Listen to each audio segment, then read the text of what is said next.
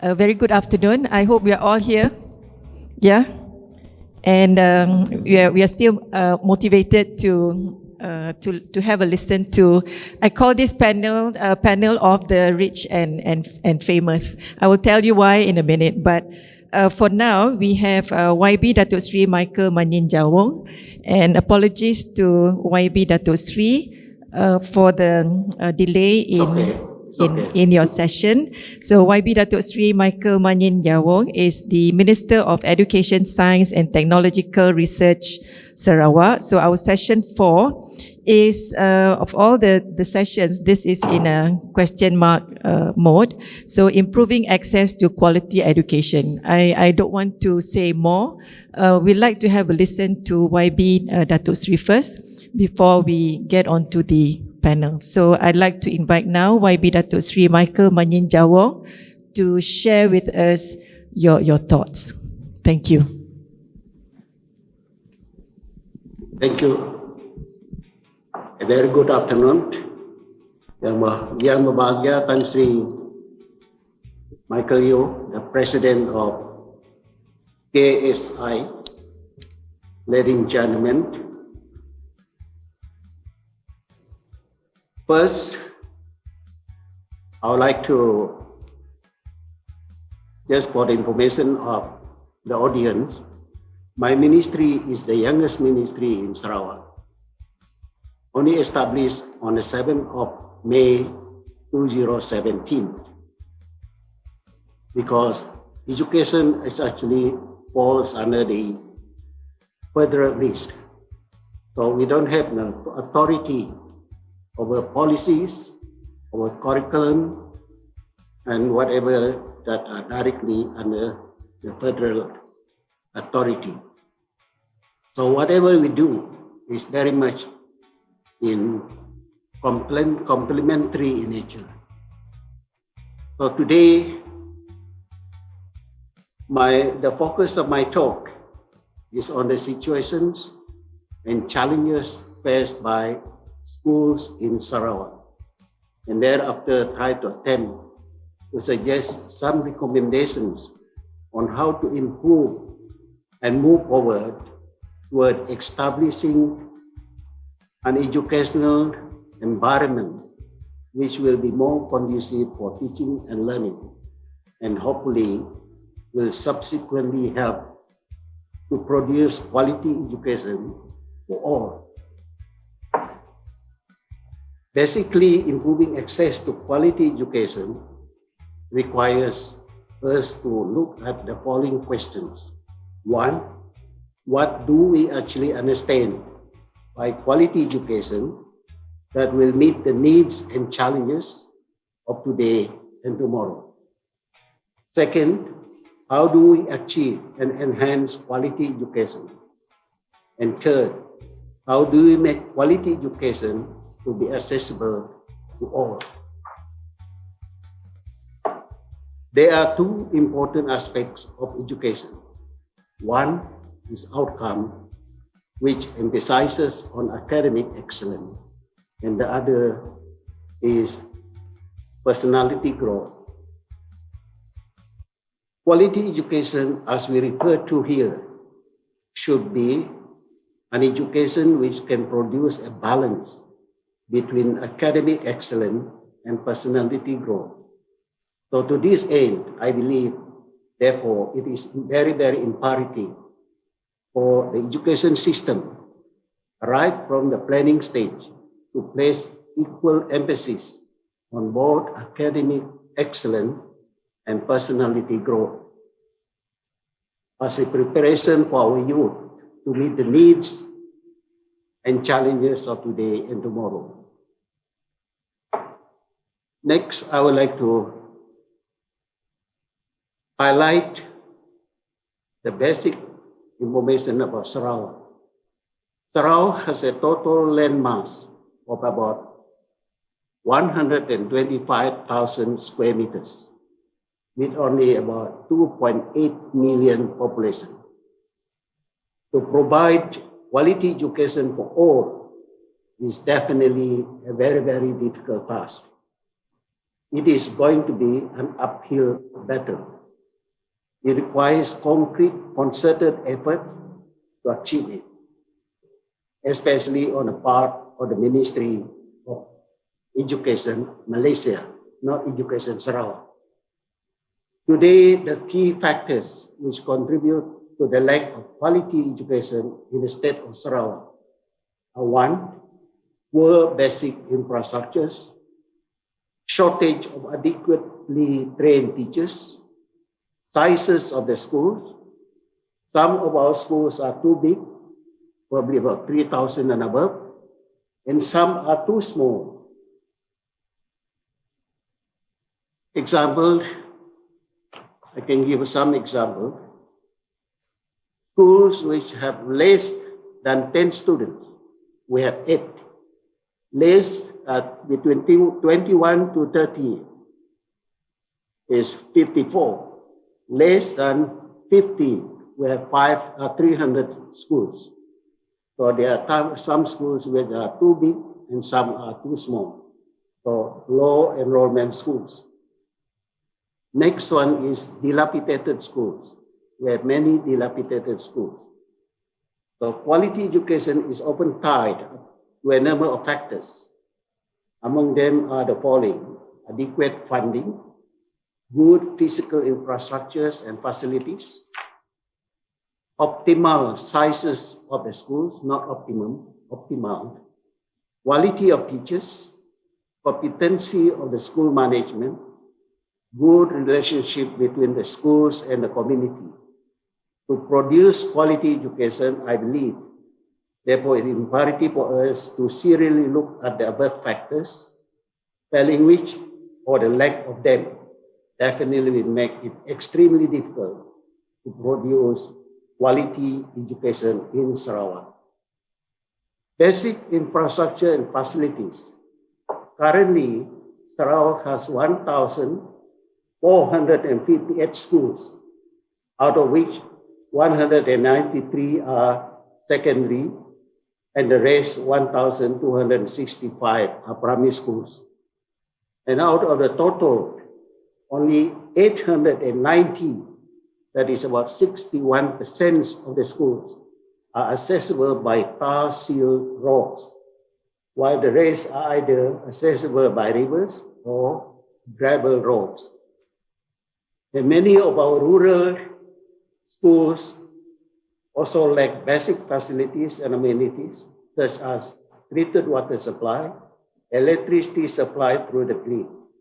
Today, substantial number of schools are still dependent on generator sets for the electricity supply, and large number of schools are still without treated and clean water supply. Overcrowded and low enrollment schools. Currently, Sarawak has 41 secondary schools and 25 primary schools are still having double sessions, some of which are more than 3,000 students, and about 300 schools are having less than 50 students. So according to experts, the optimal size of primary school should be 400, and a secondary school should be 600. To me, to overcome these problems, new schools need to be built in urban centers so as to enable students to have access to extra classes, extracurricular activities, and adequate time for them for other activities. A low enrollment school should be merged into centralized boarding schools so as to take advantage of the following.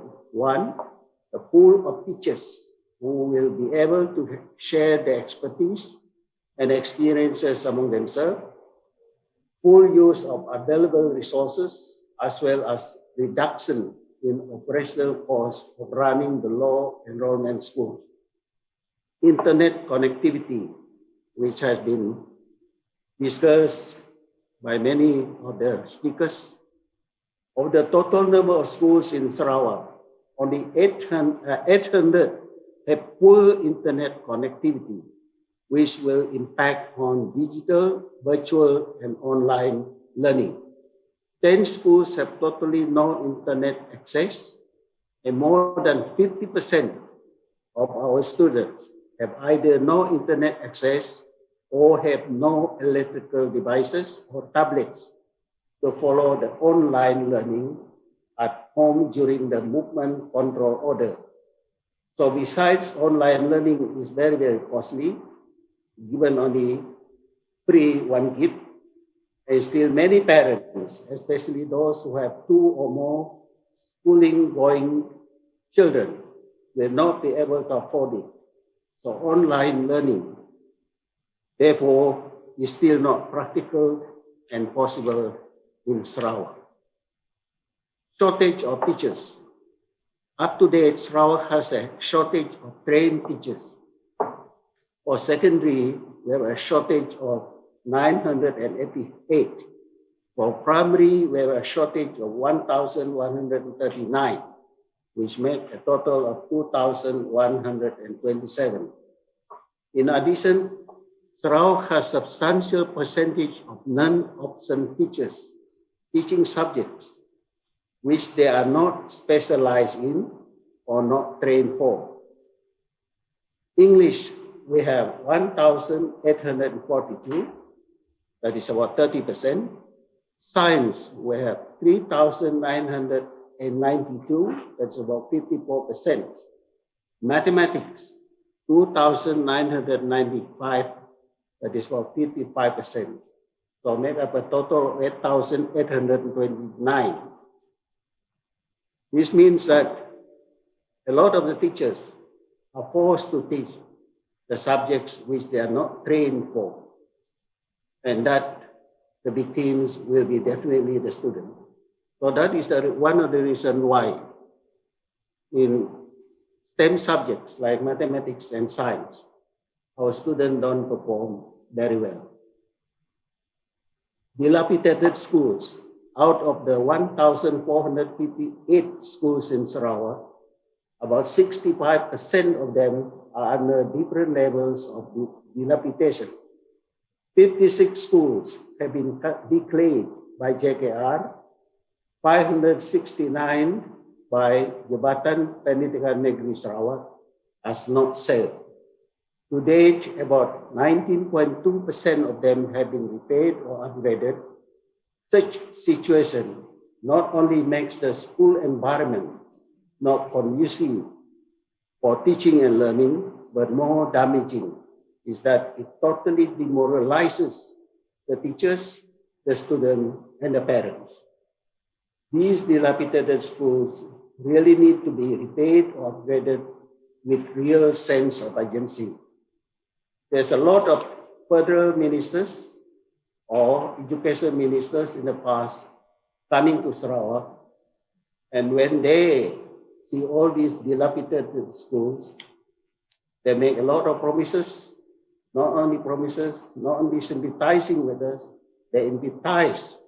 But the moment they leave Sarawak, a lot of these are forgotten.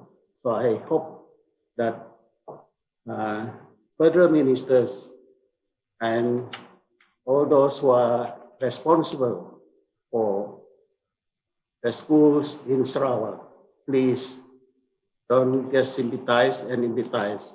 Please give us concrete results. Having presented the issues that lead to lack of quality education, allow me to highlight some recommendations. Improve infrastructures and basic facilities. Schools and communities need proper connectivity through good tar-sealed roads. Secondly, all schools must have treated water supply and electricity supply through the grid. Build more schools in urban centers where there are many double session schools.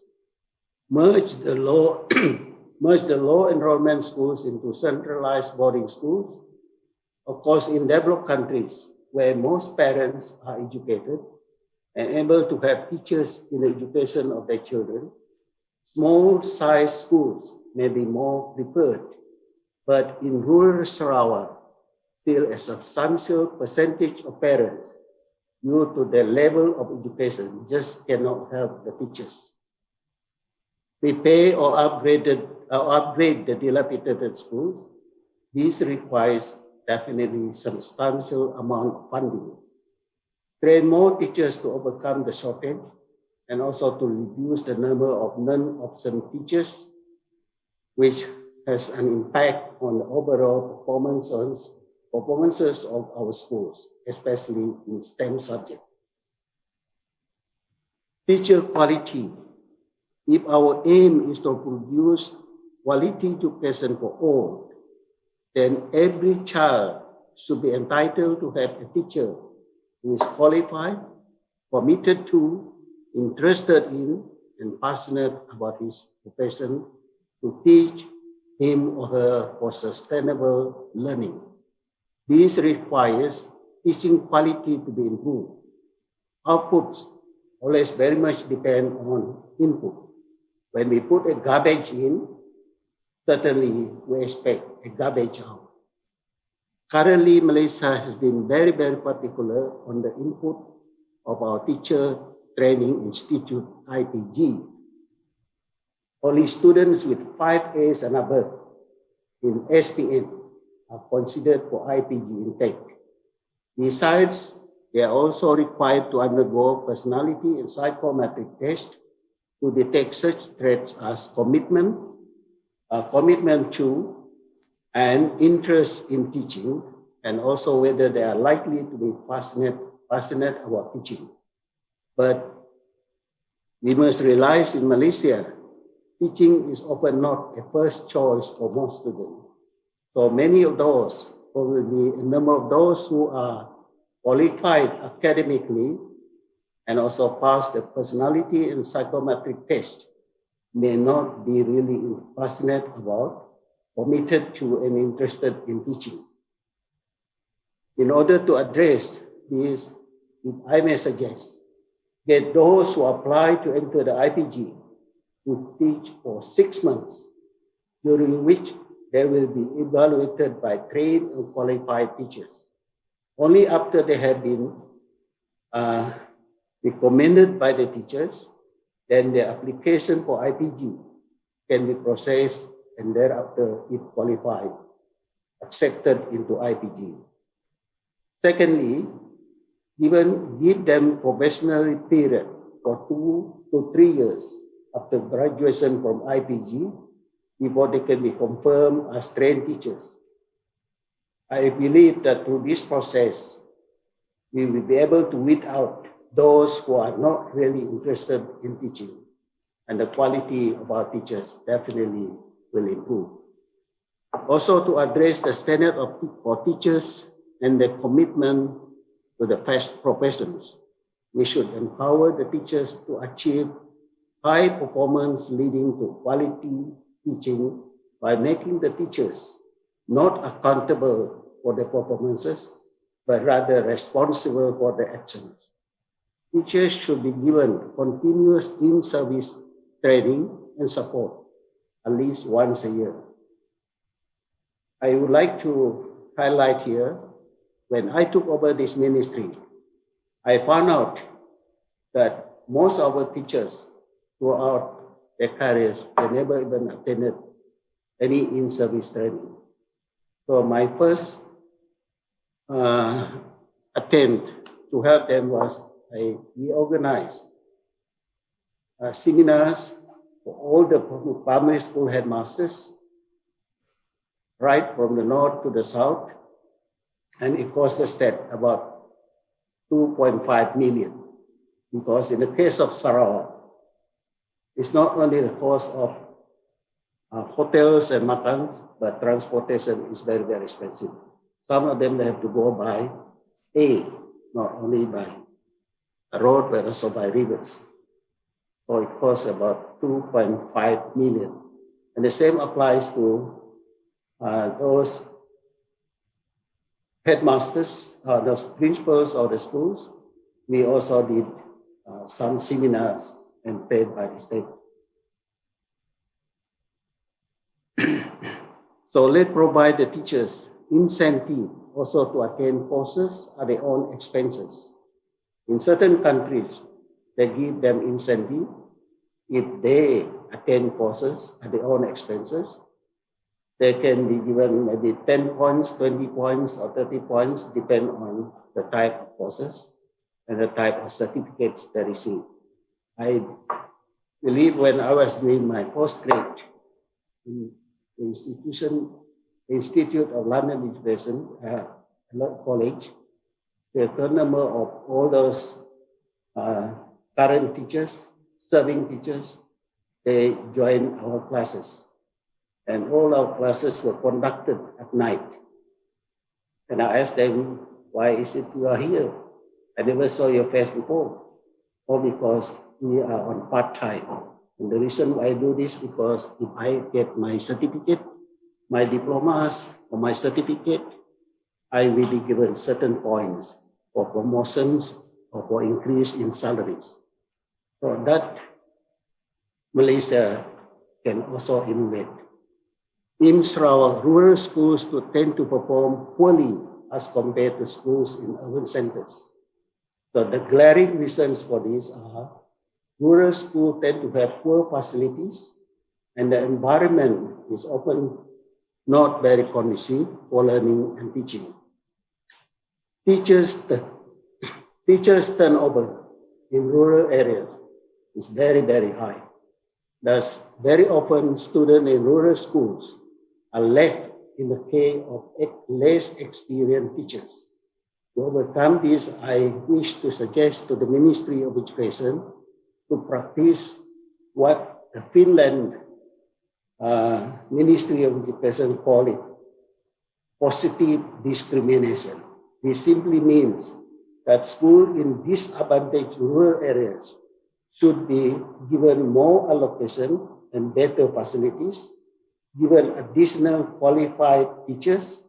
Teachers in these disadvantaged areas should be given incentive in terms of special living allowances or promotion.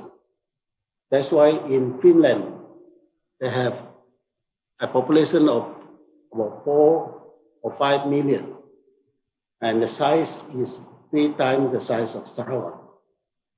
But there is no such thing as what A school is better than B. All the schools are the same because they do practice positive discrimination. So if we can implement some, if not all, of the recommendations I have highlighted in my talk, I'm very confident that one day we can and will improve access to quality education for all. So I wish to conclude this talk with a thought.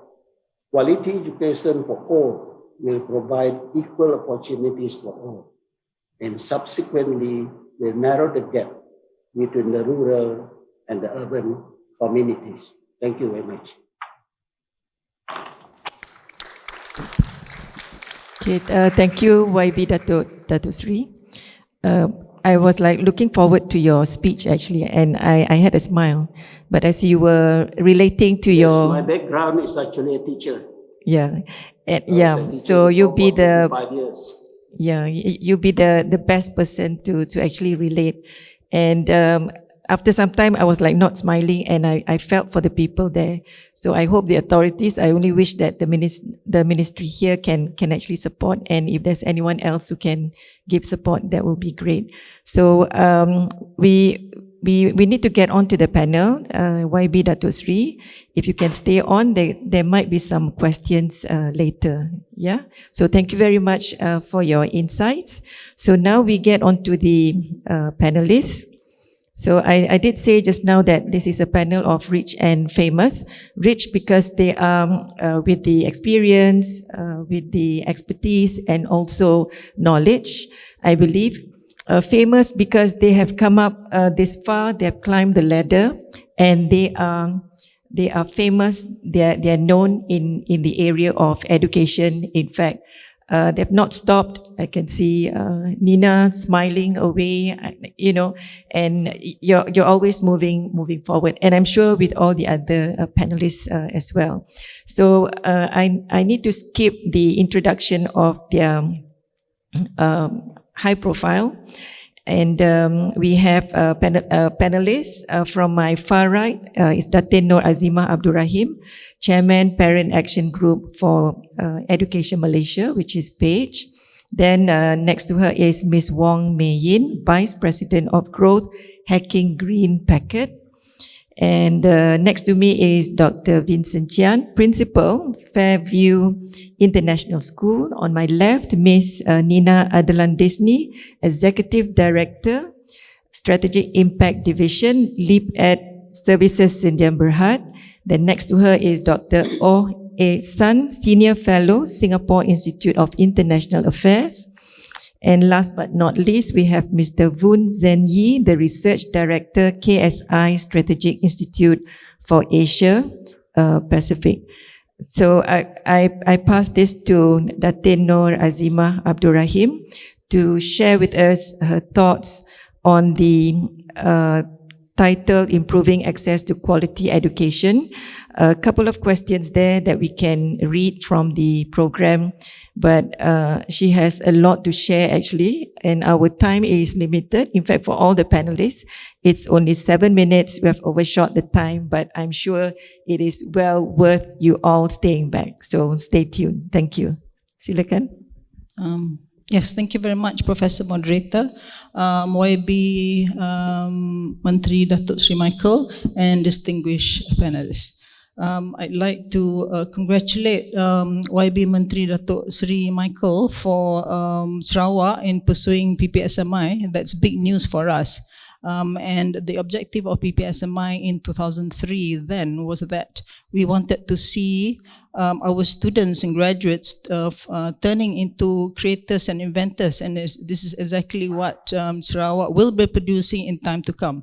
And I believe the scientists will be sought after. The scientists from Sarawak will be very sought after in time to come. Okay, moving on. Interesting that the topic... Yes, since you mentioned about PPSMI, we are the only state. I would like some advice from members of the panel on how we go about it. We are actually caught by COVID-19. Yes, yes. Don't worry, I think you will catch up because the syllabus is there. It's a matter of following the syllabus and ensuring that teachers are properly trained. In fact, it's amazing that Sarawak has put aside only 10 million ringgit to get the teachers trained to teach PPSMI, and that's a miracle, I think. And I think it's all about perseverance and ensuring that teachers do what they are supposed to do, and that is to teach. Okay, so moving on. Now, it is interesting that the topic given to us this afternoon is improving access to quality education, but with a question mark. So the fact that there is a question mark has a lot of implications because it asks the question whether whether access to quality education is even possible.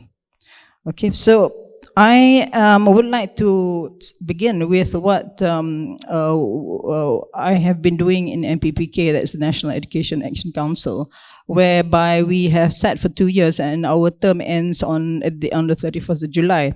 I'd like to follow through for what Dato Satina spoke about this morning. I'd also like to add that we are a diverse group, and that among the members of the MPPK is Major General who helps us in strategizing our recommendations to the ministry and to the minister, and also we also have a multimillionaire in the group who represents the private sector, and he is clear in what he wants the education system to produce, because 10% of our labor force go to the government, but 90% go to the private sector. So how do we ensure that our students go into the private sector ready? And one of the ways that we can get our students ready for the private sector is to ensure that they are proficient in English. And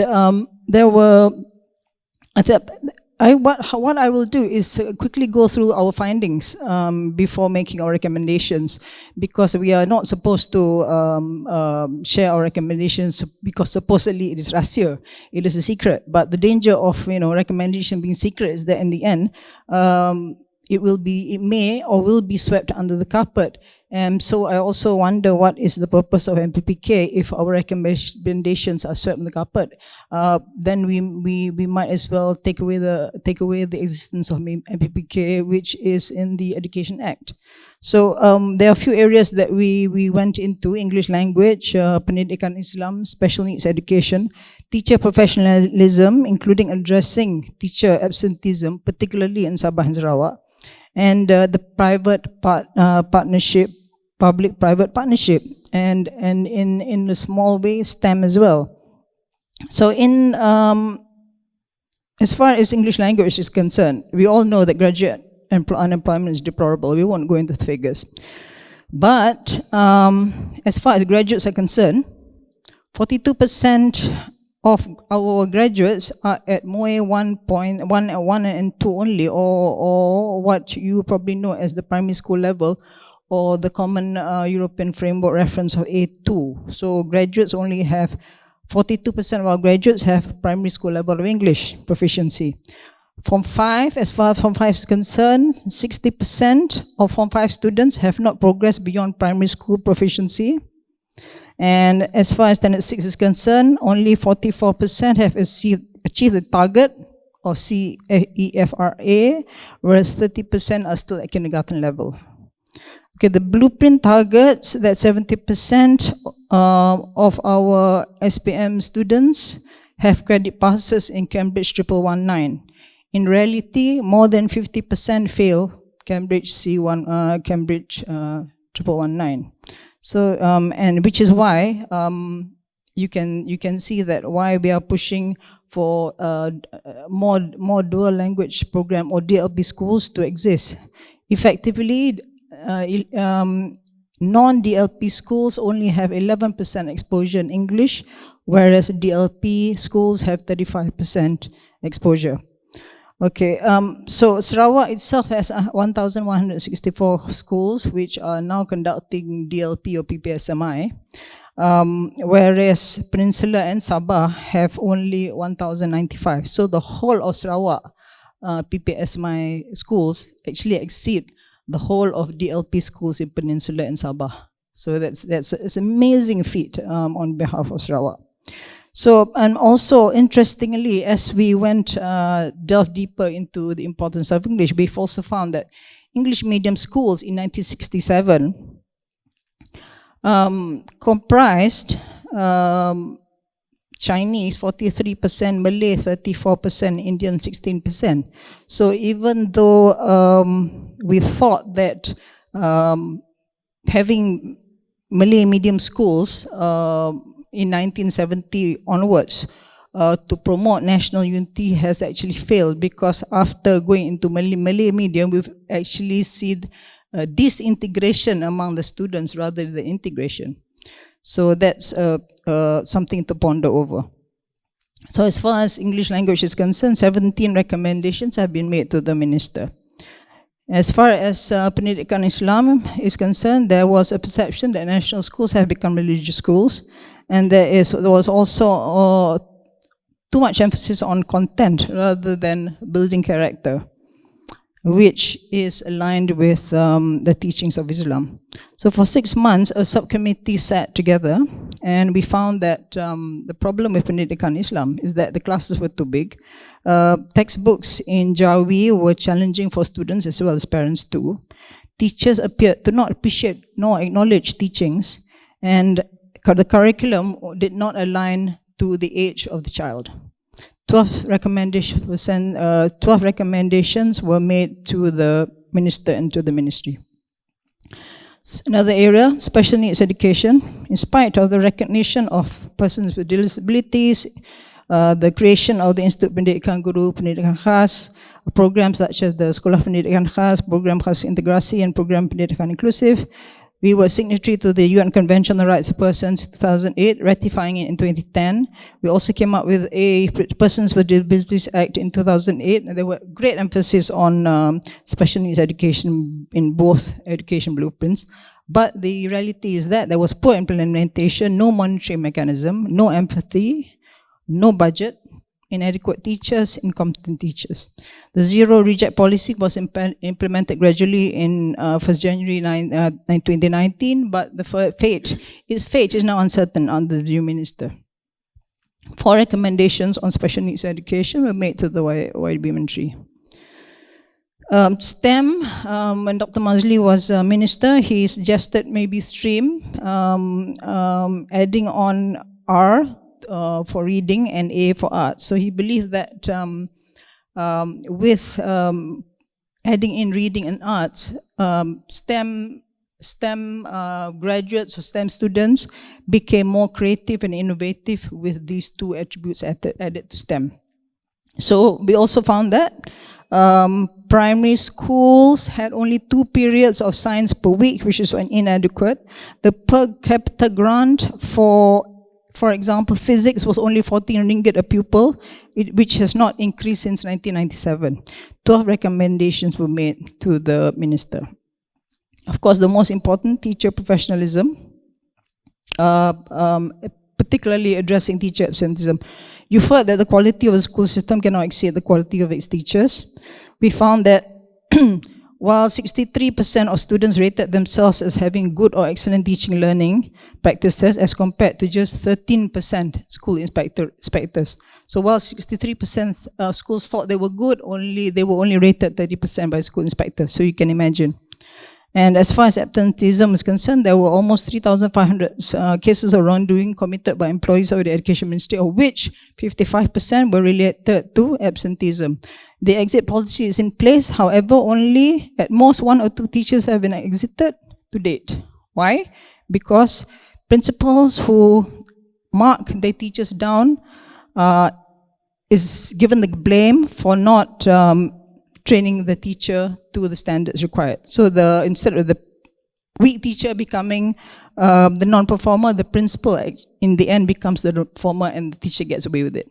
So the question, schools are dilapidated? Yes, they are. Why? Because of leakages. We won't go into that, but you know what I mean.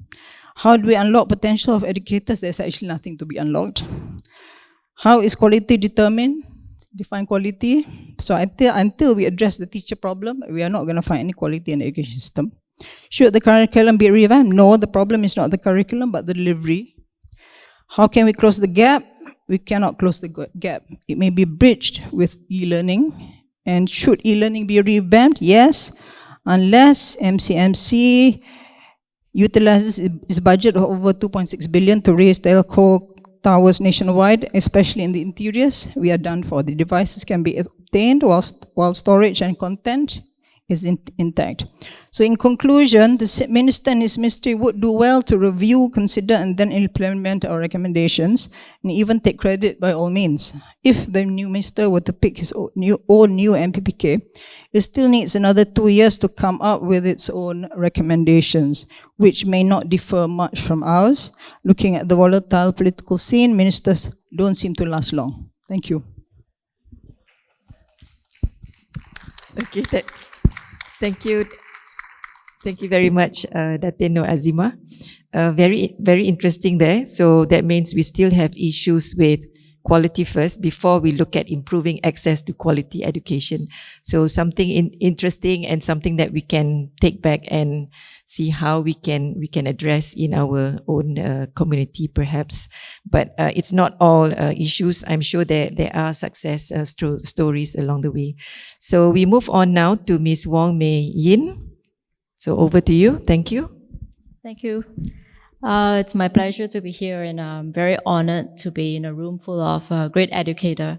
So I'm not an educator. I'm here in the capacity of a technology provider. KIPO, we believe in bringing technology and digital technology into schools. So the question on what is quality in education, I think quality in education is created if we look at a child and we meet his needs so that he can reach his full potential. So we need to understand the child first, listen to what he needs. It's easier than done in a school and in a classroom where there's one teacher and 30 students. Sorry. How do we get that accessible to the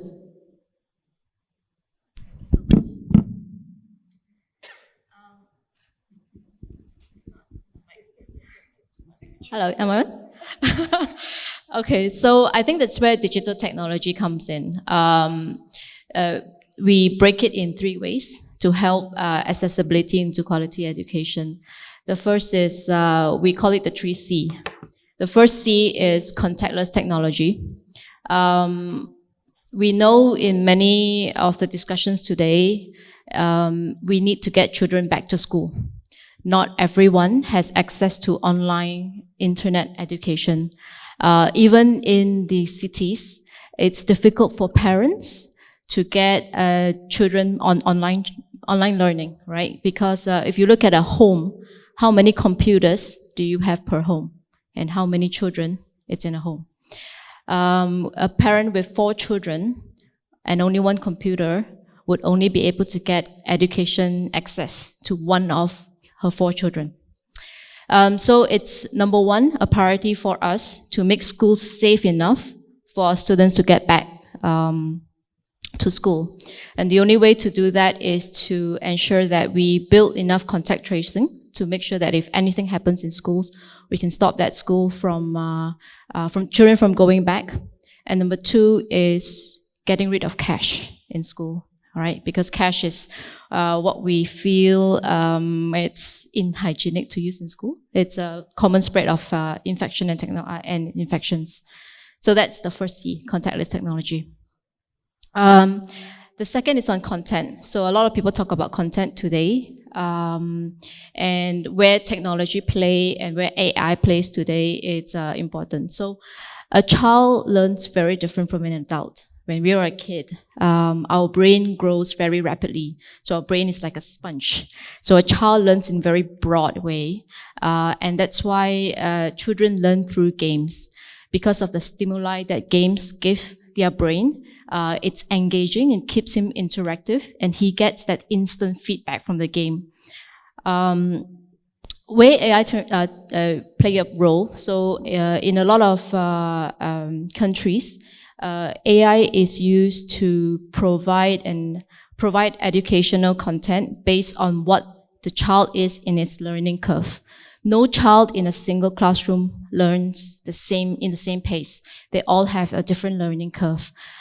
So in many countries throughout the world, they have created AI teachers, little robots, to first listen from the students, learn from where they are in the learning curve, what they understand before delivering that content to the student. So AI is not going to replace teachers. We still need teachers for the human touch and for that connection we get with a human being. AI is supposed to complement the teacher when that teacher cannot provide focused education to every single person in class. AI allows her to understand where and how to deliver that content to different groups in her class. The last C is actually connectivity, connection, right? Don't mean internet connectivity. I mean connection to peers and connection to people around them. There's a speaker just now that talked about him teaching his kid how to learn multiplication through a song. To be honest, I have a 9-year-old kid. He learned multiplication through an app called the Timetable Rockstar. I don't know whether people know about TT Rockstar. It's a very famous timetable app that is used in a lot of schools in the UK. The Timetable Rockstar taught my kid and every person in class how to use and how to learn timetable and multiplication. It provides instant gratification in terms of him comparing his learning curve to his friends. Amazingly, this app only costs 10 cents per day. It's not an expensive app. It's 50 ringgit per day, and it's wonderful because my kid it's so obsessed with learning multiplication because he knows someone in another school could solve multiplication faster than him. So the third one, when we talk about connection, it's how do we connect kids to other people outside his environment? How do we make sure that he get to interact with someone that is beyond his classroom? Yeah, so that's all from me. Thank you. Okay, thank you. Thank you, Ms. Wong. I think it's important, and in fact, we learn more from home and also with our connection through the family members, isn't it? I have children myself from age 30 down to 23, my youngest. And the last two, they play this PUBG and all that, and they be talking, they be shouting and all that. So you learn from them. I mean, you know, if I were to talk to my colleagues, for example, we won't be talking the same language. But it is interesting. Those are lessons from home that we can actually appreciate and then move on from there. Okay, we have our next panelist, Dr. Vincent Gian. So over to you. So hi everybody. I have some slides. If you guys don't mind putting it up, it's very fast, it's 3 of them. So I come from an operational angle. I have very little experience with the Ministry of Education, so I can't talk policy. I'm not going to say what you should do and not do, but I can tell you the magics of what we do right now. So to be very quick to help you understand, we are Fairview, an international school. It's got 40 years of existence. We have our recent IB diploma score. If anybody doesn't know what that is, that's the A-level equivalent. It's 36.4. I think we're pretty much the highest in Malaysia because I haven't heard anybody else say they're higher yet in the newspaper. So I'm crossing my fingers so far. 20 IB authorizations and evaluation. That makes us an absolute monster in the IB world. And our fees, when we talk about accessible, we're about 30,000 for the IB diploma compared to every other guy out there. You want to take the industry average, you'll be saying 90,000. Okay, so this IB diploma thing, you'll find out why it's so good. So we're the first and largest network of IB continuing schools in Malaysia. That's all about Fairview. So next slide if you don't mind. I will give you 3 things that I think, next slide, please. Okay. So I've got 3 things for you, but I'm going to give you one extra that's off slide. Because you're so nice and you listen all the way to the end, I'm going to give you a little magic present right at the end that will tell you how to make everything accessible, really accessible. Okay. So I come from quality, absolutely. First thing that we got to do with regards to accessibility, many people said this, standards of teaching and learning. Now this takes the whole thing. What you teach, the pedagogy of teaching, holistic teaching, character education, skill education, you've got to get the right equation in. So the standard that you hold yourself to has to be correct. And it's not just the what of teaching, it needs to be the other components as well. You don't separate the two. So when you teach in class, you don't just teach content, you teach everything at every class. I think Dr. Masli was right on the money when he talked about that, and I really enjoyed that part. The second one, get your feedback. And when I say feedback, this is a very structured conversation. Do you dare, as a teacher, to have your students give you a survey on whether they like your class? Okay, it's not quite so simple. It's called the 7 C's. Anybody with an internet access can search it. It's called the Tripod Project, done by the Bill and Melinda Gates Foundation. A teacher that scores well on the 7 C's feedback from his kids is going to have an excellent learning, his kids are going to have excellent learning progress. Okay? Get feedback from your parents. Structured. I mean, when I say structured, get it in the number. So will a teacher be daring enough to say, I'm going to do a survey for my kids and they're going to give me 4.5 out of 5 and I'm going to shout. Or I have a 3.2 out of 5 and I go, no, it's not so good. But we have a structured feedback. Get it from parents, students, other teachers, and supervisors.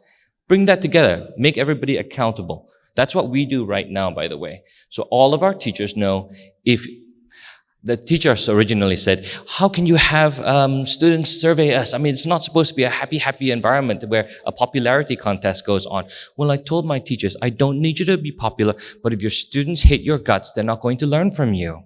Simple as that. Reward success, hold everyone accountable, and definitely train for success. So what we do in the school, we have an entire university training teachers to succeed at our standards. Can you please move to the next slide? I'm going to move through this really fast. So EdTech, classic one, leverage that technology. I think, in all respect to Kipple, education, pedagogy drives education and is accelerated by technology. This needs to be the mantra of anybody looking at this situation. Many people made the mistake of technology drive education, but you've got to start from the correct front and recognize what accelerates what. But a teacher who uses pedagogy and ignores education, that's a dinosaur that needs to leave the classroom very quickly. So we have our lesson delivery, our lesson planning and resourcing all pushed by technology for scale and resource efficiency. And the final one is a culture that promotes inclusion and equity.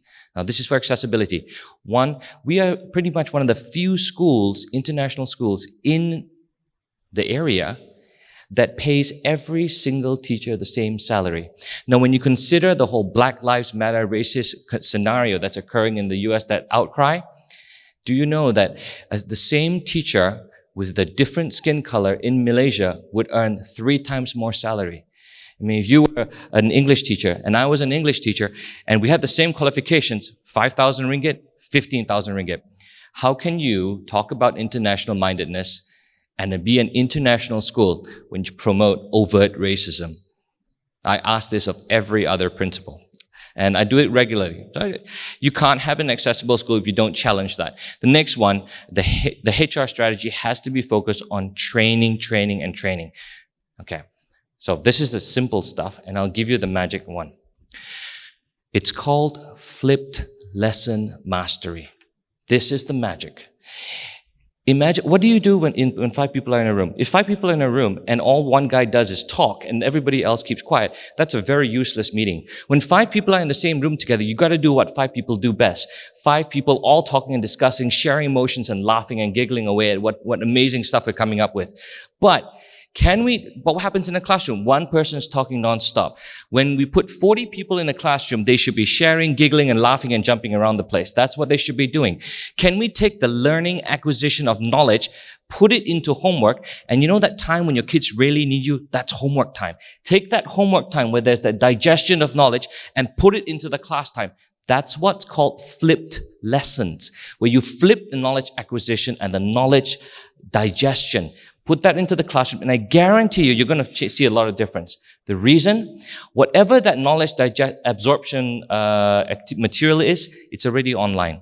Khan Academy's got it. YouTube's got a gazillion websites and channels that give so much material already. You don't need to make any more. Just use that stuff as it is. And in your classroom, can you preset what we call benches? One bench for activity A, activity B, C, D, E, F, G. Can you preset all of this?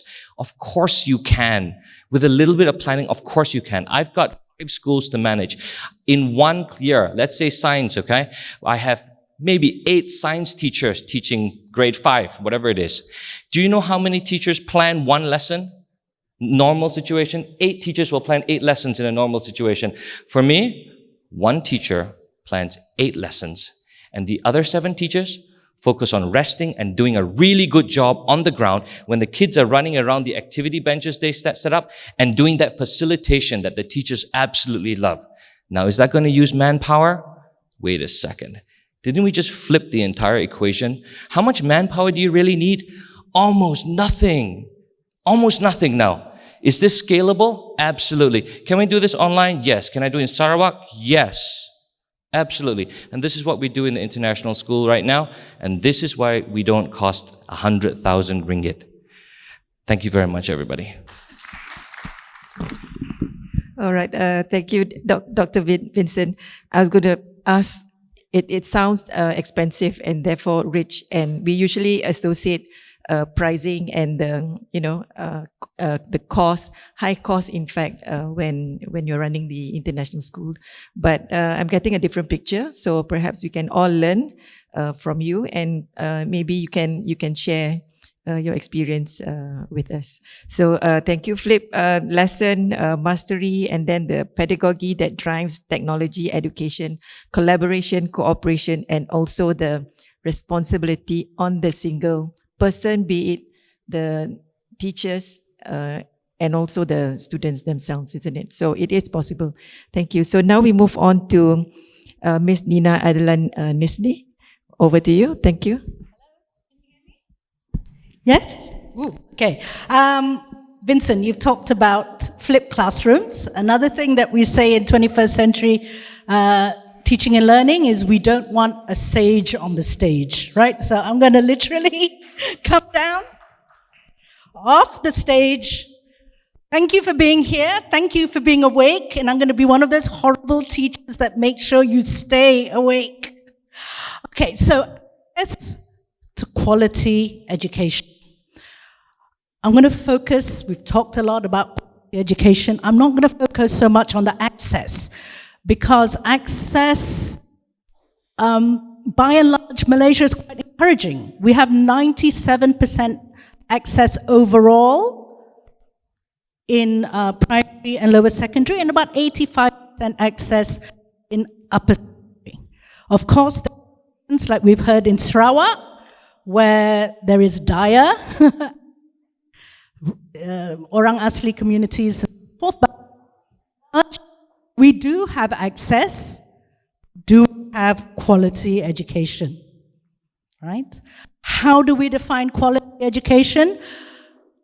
Well, a lot of times countries are judged by their performance in things like PISA and TIMSS assessments.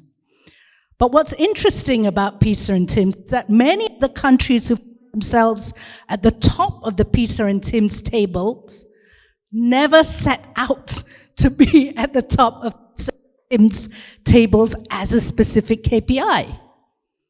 How to the top of the tables? By focusing on the quality of education as a whole, and then as a natural byproduct of that, they suddenly surprise. Oh my goodness, we're at the top of the piece. Never intended to. So that is a product of focusing on the entire education system without political interference, right? Where you have the interests of the child at the center of everything you do. Okay? Once you put the child at the center of a quality education experience, then your priorities will become very clear. Okay, so what are some of the current barriers to quality? Now, I'll be speaking by and large from the perspective of public education, because that's where most of the access is. Can I have a show of hands? How many of people in this room have children? They might be grown-up children, okay? How many of the kids up? How many of the people, no children on this table? Nice life. nice bank balance. Anyway, for those with children, how many of your children were in a public school? Most of you, okay? And it's still the case. Bubble, Dr. Masli said, in a bangsa bubble, it seems as if a lot of kids are now going to private national schools like Fairview. But actually, if you look at the data, there's only 70,000 students in private international schools. That's MOE data. And out of a total enrollment of 5 million. Okay, compare that to higher education, where we heard this morning, 50% are now in private, in IPTS. Okay, but in K-12 or in the primary and secondary schools, it is still overwhelmingly access is into the public education system. Okay, so what are some of the issues in public schools? And again, I'll be speaking mainly from observations from the Trust School program. Now, the Trust School program is a public-private partnership which aims to transform student outcomes, one school at a time. We have 92 schools nationwide. We work with the Ministry of Education. We deal with all types of schools, rural, urban. We have them in every single state now. Rural, urban, orang asli, high-performing schools like MCKK, TKC. They are all trust schools. And the trust school philosophy derives from the belief that any school can be enhanced. Yeah, that student outcomes, holistic student outcomes, can be achieved in any school. Okay? But in order to achieve holistic student outcomes, we need a approach. So in order to achieve a quality education, we can't deal or tackle with problems in isolation. All the dimensions that impact the student must be addressed. So what are the dimensions that impact the student? Obviously, number one, the classroom. Number two, the school. Number three, parents and the community. Number four, the system. So number one, the classroom. All the research tells us that the biggest determinant of student success is teacher quality, self-efficacy of teachers. So, you know, like what Datin Azimah was talking about, we don't have a mechanism at the moment in the public schools. What do we do with underperforming or even non-attending teachers? Yeah, SPP told us in the same meeting I was with Datin Azimah, only one teacher has ever been exited from the system. So how can you have profession which doesn't hold standards? Yeah? So teacher quality is one. Obviously, we also need to look at the school and leadership. We need to have schools. There was a man here earlier, Jeffrey Lewis, who kept on asking about leadership. So yes, of course, leaders need to drive quality. They need to be leaders of learning, not administrators, not pen pushers. 3, parents and community. Goes without saying, this pandemic shows us that there has to be that partnership with parents and the wider community for students to succeed. And last but not least, the system. By this we mean MOE, JPN, PPE. The system must provide that wraparound support to provide not just good policies, but implementation, which is exactly what Dr. Habibah mentioned this morning, right? That this is where we are lacking. We have great policies, the rhetoric is there, but the reality on the ground is very different. Okay, so that's basically my message today. We need to look at the system holistically. We should set aside turf battles, ego, yes, all of these things that have really shackled the system. Yeah, also hierarchy, bureaucracy, and that. It's all about providing a culture which encourages student development, right? A culture not of complacency and compliance, but a culture of real excellence that allows experimentation in the classroom, a safe space to really give our children the education that they deserve. Thank you. Okay. Thank you, Dina. So I interpret leaders of quality. To me, leaders are not basically the top management. Leaders should be in you, yourself as an individual. And we should all be leaders. Of course, we have our superiors, but we ourselves as an individual, we should be leaders. And that would actually contribute to quality. So now we move on to Dr. O.A. San, Senior Fellow, Singapore Institute of International Affairs. So over to you. Thank you. Thank you, Chairperson.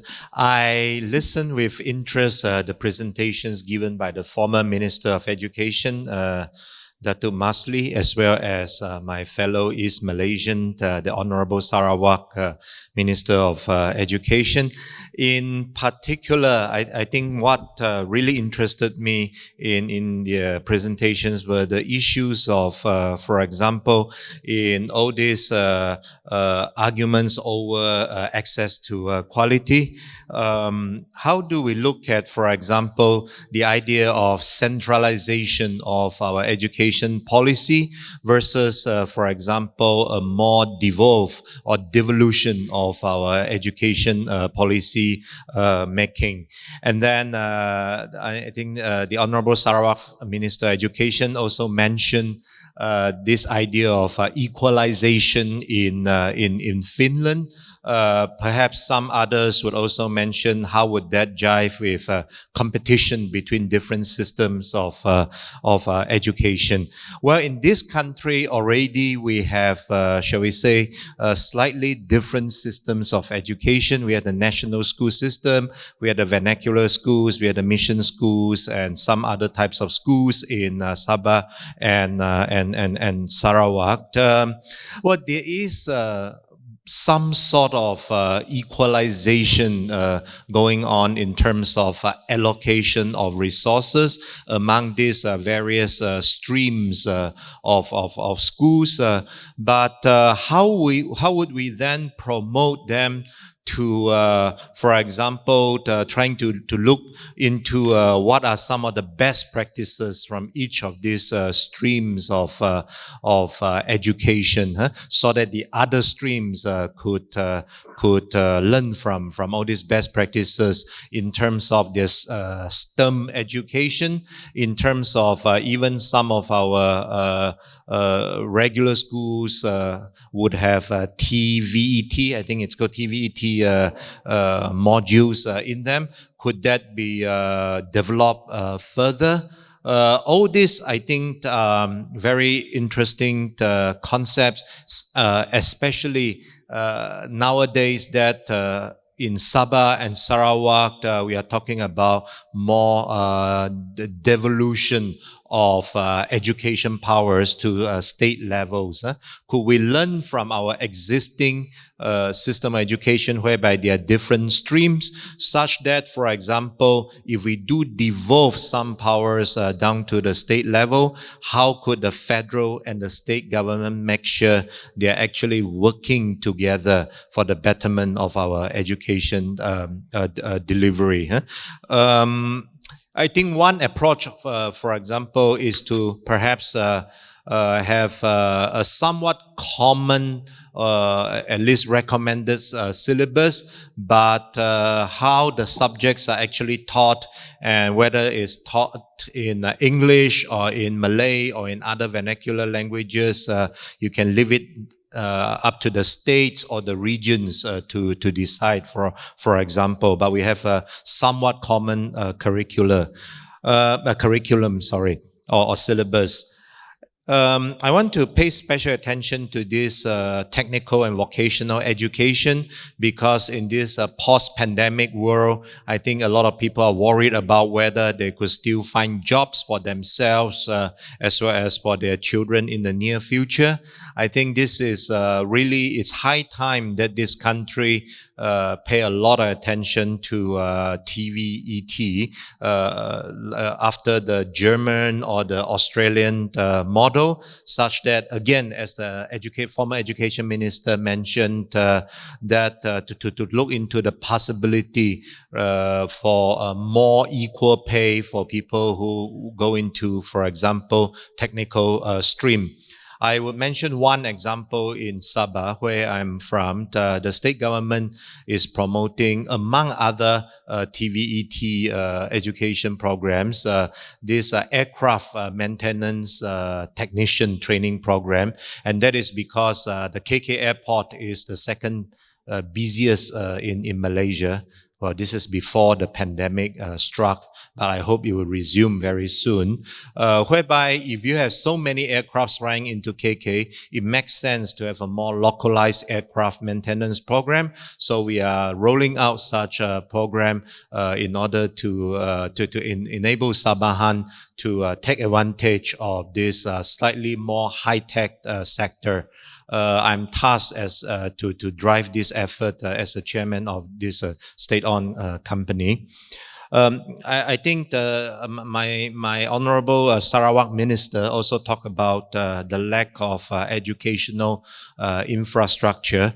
I think we all read about this story about in my home state of Sabah, a female student having to climb up the trees in order to hook on the internet, in order to do her homeworks over the MCO and so on. Well, even just one of my friends' colleagues, staying not so far away from downtown in Sabah, she was almost forced to climb up to her rooftop also to get access to the data network and so on. So we can have more creative solutions. Very often, for example, it's a lack of power provision, and we can try to think of, for example, wind power, solar power, and so on in the more remote regions, so that there's at least power generation, and thereby it could power, for example, some of these network connectors. And then you could also think of, I think one of the speakers mentioned about education of students with disabilities, right? In Sabah, for example, there are people trying to introduce the ideas of combining, for example, environmental preservation. You see, now we throw away a lot of single-use plastic, right? Imagine if we could use some of those plastic packagings to upcycle them, slightly more than recycle, to upcycle them into art pieces or purses and various other usable items, and sell that for some profit. And this could be taught to, for example, some of the students with disabilities, so that they can also make some extra income. So I would just make several of these suggestions, and then I'll be happy to answer some other questions. Thank you. All right. Thank you, Dr. O. Gitu ba? Gitu ba? Okay, so we have our next panelist, Mr. Voon. Over to you. Thank you. Thank you, Madam Moderator, YB Dato Sri, Sarawak Minister, and of course our guests. You might be wondering why the MC is actually on the panel. I'm actually managing research at KSI, and they made me MC to, I guess, to save costs lah. So this is what I'm meant to do. So what I'm going to focus on in terms of access to education is mainly focusing on another area. Usually we think about infrastructure, we think about manpower, but another barrier towards the access to quality education can also come from mindset and also workplace culture. And I want to be careful to say workplace culture, because this is not unique to just schools, but it can actually happen anywhere. And I don't want to be accused of saying that this is a school problem. It's not. It actually happens anywhere else. So, and also later on, I also want to touch a little bit on how something intended for good can actually backfire and actually create a bigger problem in terms of policy. But before that, since Nina gave some stats earlier, I want to elaborate on the numbers. So according to the Ministry of Education, they will come up with a document called Quick Facts. They usually come up with a document in July, but due to COVID, I believe it's delayed. So according to last year's Quick Facts 2019, there are 4.7 million primary and secondary school students under the MOE. And I like to touch on this because my focus is mainly on the public schools. And when we talk about access to quality education, we can find good quality education in the private schools, international schools, but cost is a factor. And I'm not sure about you, but I hope to send my kids one day to a public school where it's close to nothing. So unless I can get a scholarship from a private school, then okay lah. So 4.7 primary and secondary school students under the MOE, out of which 2.7 million students go to public government and government-aided schools. This is in contrast to 40,000 in the private schools of the same primary school category. On the other hand, for secondary schools, there are 2 million students in secondary and government-aided schools versus 102,000 in private schools. And I think there's a mixed figure, 67.4 thousand in international schools. So over 90% of students in the secondary schools go to a public school, whereas 1.5% of the international school primary category. So huge percentage in difference. So what I want to talk about mainly is on education blueprint. And my stake in direct involvement in education is in the co-curricular aspects of education. So every week I will go down to several public schools to conduct lessons of character development with students from Form 1 to Form 5. And I experienced a few problems in terms of their ability to perform, not just academically, but just to react in terms of leadership. there's something lacking, and I'd like to point our attention to the blueprint. As we all know, all of us know about the education blueprint. It was conceived because of complaints that were received in the past. For example, there was that our current old education system was very exam-based. There was not enough critical thinking, and so on. So the blueprint was actually meant to address these things, and developed by McKinsey, and the brainchild of our current Prime Minister. It came to be, and what actually happened was a good intention to improve the quality of education backfired because of the level of tasks that teachers were required to perform. And what I mean by this is KPIs. More KPIs have been created due to the blueprint. And KPIs are introduced for one reason, and that's because of the lack of trust, the need for performance. And due to that, that is also the determinant of salaries increment. And teachers will be focused on hitting their KPIs, and that can accidentally take away the actual meaning of what those curriculums are for, why they need to score high. The marks are there, but they may not actually get to them. They may not actually genuinely have received those marks that they obtained. So this also breeds the culture where you cannot criticize the system. So we've been to many education conferences, and a lot of officials from the education ministry, I noticed that they were never, it's a perfect picture, rosy picture. And that is, to me, frankly, a problem. Because once you do not acknowledge there's a problem, there's no need to fix it. And they don't want to highlight a problem because that will affect, promotions and increments. So we need to accept that there is going to be a slight HR issue here. And I think it's okay to tell teachers that, look, it's okay to make mistakes once in a while, but we need to focus on the genuinity of the program or the curriculum, and focus on making the learning experience a good one. So I think that's pretty much what I want to share. The blueprint is a good document, but how we apply it, as Datin Azimah has said, is the key. And I think how it's being applied now is more of focusing on hitting targets rather than thinking about actual product education. And it's not the teacher's fault. If they're burdened with too much workload, they will just focus on just getting the work done. And I believe there was actually a commission last year, or was it this year, looking into workloads. And I'm not so sure what happened to that report. If we can actually find the source of these problems in the workload, I believe we can start to improve the overall picture of education in Malaysia. Thank you. Okay. All right. Thank you, Mr. Voon. I capture and interpret learning experience to be very important. But ladies and gentlemen, can you feel the drive towards quality coming from the panelists, from their experience? I felt that. And I'm also excited to seeing whether our quality can actually be improved. And in fact, we can see efforts, initiatives moving in that direction. So well done. I can open to one question only from the floor. Anybody? Any question? No question? Yeah. Hi. Can you introduce yourself and your affiliation? My name is Mabel. I'm from UCSI. This is for Datin Azimah. This morning, Dato Satina was mentioning about the work that you all have been putting in, and about English being that all students, all children in schools will have to be able to have a pass in English.